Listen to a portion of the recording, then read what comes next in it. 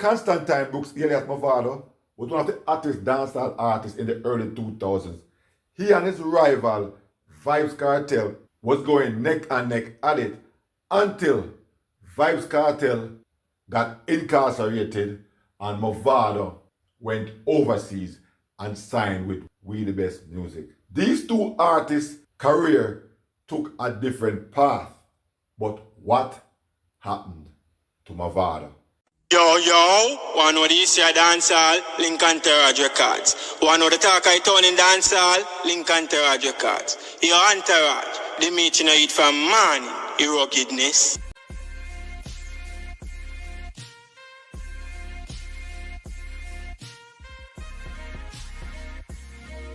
Bless up, and welcome back to Entourage Records. You're new via here, please consider subscribing. Turn on your post notification bell so whenever I make a new upload, you can be the first to be notified.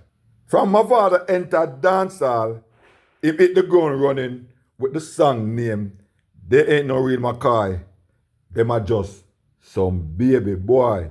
So him took on the moniker Gangsta for Life, which complement the type songs where Mavado did do at the time. But for who never noticed, this was historical, where a singer spitting some grimy or such grimy lyrics at the time, like a DJ, was very much unpopular and uncommon, and we're not going to see what me talk about further in the vlog.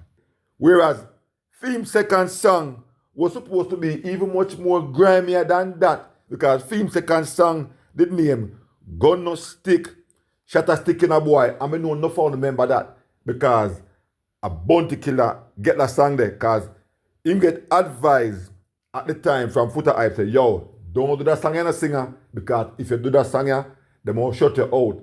See where the real personality them already, they don't want to give you a look in, because the first song you do, them say it half key, and say the song ain't not bust. But me advise you, don't do that song, Mavado, go ahead and oblige. I'm gonna do that song there. I'm a killer do that one day. But Vado was like King Midas, where every single thing him touch turned into gold. Vado either had a great songwriter, and it was just the way in persona, how him present himself, how him present him song them, where everything him do shot. So him quickly take advantage of this, or the wave would have gone with him, and he released his first album through VP Records, and we know the lead single upon the song was Real McCoy. So in 2007, he released the album here, and I think it is called The Symphony of David Brooks.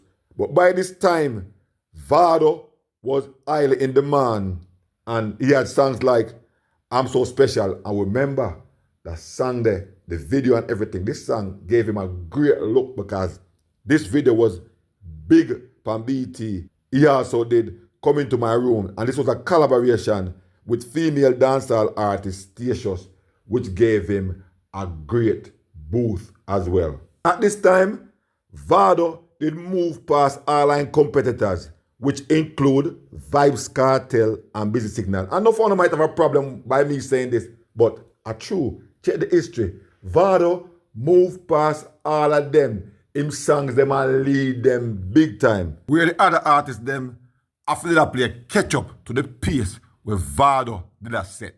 And during that time, he collaborated with both Vybz Kartel and Busy Signal. In 2008, one rivalry heat up between him and Vybz Kartel, where Vybz Kartel had leave the Alliance group and throw some shots at Killer. Vado take on the war, and they eventually faced off at the annual Sting Festival at Jam World in Portmore. Well, Vado might have won that battle based on the crowd's reaction or the popularity amongst fans in the crowd, or because Vybz Kartel's low blow, where Vybz Kartel didn't mention Mavado's mother.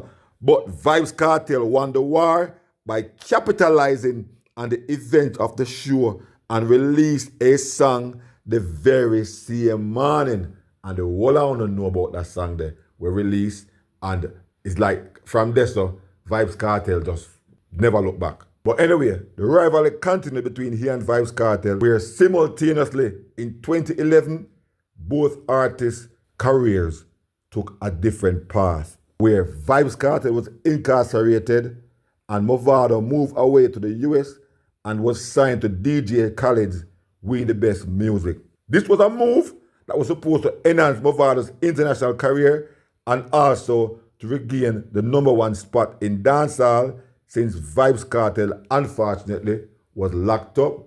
But for some reason, this didn't happen. Even though Mavado being a singer or a sing-jay, where many analysts was expecting Mavado to carry that mantle, wasn't really fair on his part. But during that time, Mavado still managed to carve out many hit songs, especially after hooking up with Billboard producer DJ Frost. But before that, Mavado and his mentor, Bounty Killer, had gotten into a spot over the passing of Mavado's best friend, where he was conned up at Bounty Killer's birthday party. And not for remember that, I know say it was really an unfortunate situation.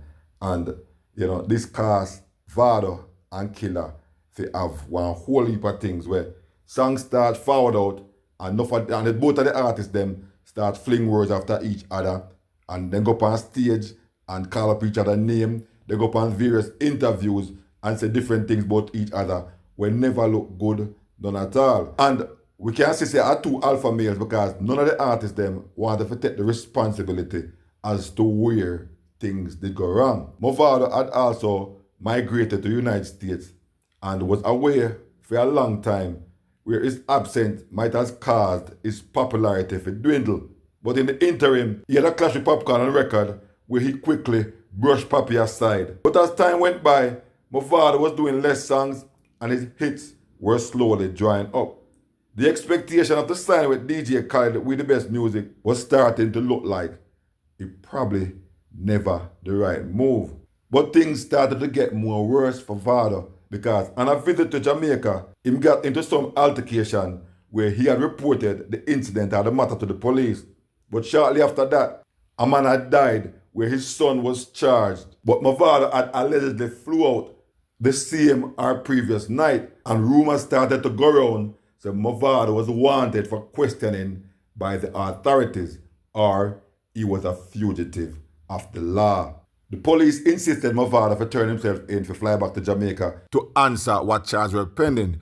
But at first, the police had Mavado as a person of interest, but then when they realized he wasn't in Jamaica, they had him as a suspect.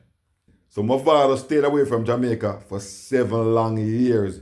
And even though the passing of his mother, Mavado didn't take the chance to visit Jamaica with the possibility of him being arrested. Mavado eventually returned to Jamaica and a deal was struck with his lawyer and the authorities where an assault case was pending but dropped.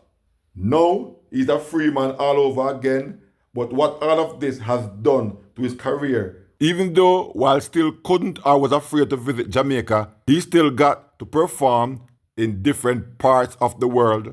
But I believe Vado missed out a lot of not going to Jamaica, of could not fly to Jamaica because of a pending case where he wasn't sure what the authorities were going to charge him for. But after all these years and the up and down of Vado's career, where does he go from here in resurrecting his career? Not saying Mavado had fallen off, but saying Vado missed out on many opportunities due to him being away so long and his legal matters, and also him tied in with DJ Khaled, We the Best, looked like it never do as good for him as it was supposed to. So probably that made Vado lose one whole heap of momentum or one whole heap of grounds as far as Jamaica and the dancehall, the local dancehall space is concerned. Him cannot fly to Jamaica, forget the whole feeling, forget the whole vibe there. Even though one producer might send the rhythm to him and he might do this, but Vado wasn't doing as much songs. And with all that and his troubles and things, it seems like more likely he took not only a hiatus from Jamaica, but he also took a break. And if you put it in perspective, that's about a whole heap of burden for one person to carry. One, him son incarcerated for one MURDER charge. 2, he doesn't know his situation because all kind of rumors was flying around, say him involved and all that. The police start throwing threatening words about they will send for him and they'll send a deportation letter to the United States and a bag of nonsense. Plus, his mother passed away during all that time and he couldn't make it to the funeral. So all that's supposed to bother him where he probably couldn't do his music as according to how he wanted to do it. But this is now where he can get himself back on track by doing more recording and also doing more performance on the big shows in Jamaica. Well, it can only get better from here, and I hope Vado capitalize on the fact that he can afford a Jamaica now. Plus, him Lego from We The Best Music, and more likely have one of the biggest shows ever kept in JA. Viewers and subscribers want to tell me what you think about what happened to Vado. Please leave your thoughts and your comment in the comment section so we can talk about it. We've come to another video. Thanks for watching. Please like, share, and subscribe to the channel, those who have done so as yet. Also, please turn on your post notification bell so whenever I make a new upload, you can be the first to be notified. Peace out, bless up, I'll definitely catch you in the next one.